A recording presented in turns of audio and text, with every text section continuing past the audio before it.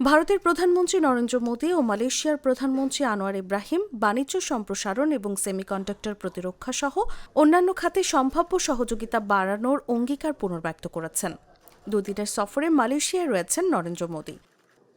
2024 সালের আগস্টে দুই দেশ সম্পর্ককে সমন্বিত কৌশলগত অংশীদারত্বে উন্নীত করার পর এটি তার প্রথম সফর।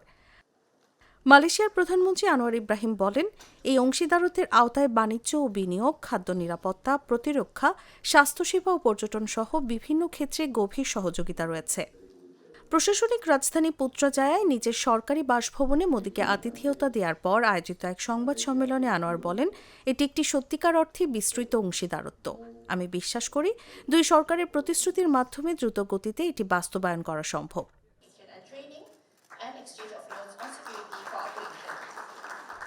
দুই নেতার বৈঠকের পর সেমিকন্ডাক্টর, দুর্যোগ ব্যবস্থাপনা ও শান্তিরক্ষা কার্যক্রম সহ মোট 11টি সহযোগিতা চুক্তি বিনিময় করা হয়। আনোয়ার জানান, সীমান্ত পারাপারের লেনদেনে স্থানীয় মুদ্রার ব্যবহার বাড়ানোর প্রচেষ্টা অব্যাহত রাখবে ভারত ও মালয়েশিয়া।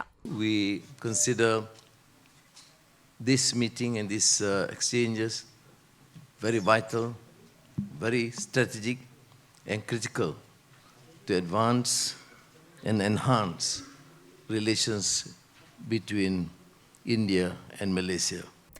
একই সঙ্গে তিনি আশা প্রকাশ করেন, চলতি বছর দুই দেশের দ্বিপক্ষীয় বাণিজ্যের পরিমাণ গত বছরের $18.6 বিলিয়ন ছাড়িয়ে যাবে। Deep historical ties, strong people-to-people linkages, and ever-expanding economic cooperation. এছাড়া মালয়েশিয়ার বোর্নিও দ্বীপের সাবা রাজ্যে ভারত একটি কনসুলেট খেলার উদ্যোগ নিলে মালয়েশিয়া তা সমর্থন করবে বলেও জানান আনোয়ার ইব্রাহিম। নিউজ ডেস্ক, জাগো নিউজ।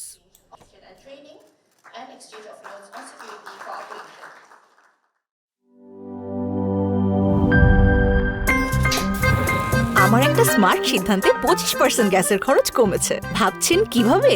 সাধারণ গ্যাস স্টোভ বদলে আমি এনেছি আরএফএল গ্যাস স্টোভ। এর সাইন্টিফিক নজল ও ব্রাস বার্নার ক্যাপ সমানভাবে তাপ ছড়িয়ে রান্না করে দ্রুত, তাই গ্যাসও বাঁচায় 25%, টাকাও বাঁচে 25%। আরএফএল গ্যাস স্টোভ নিরাপদ ও গ্যাস সাশ্রয়ী।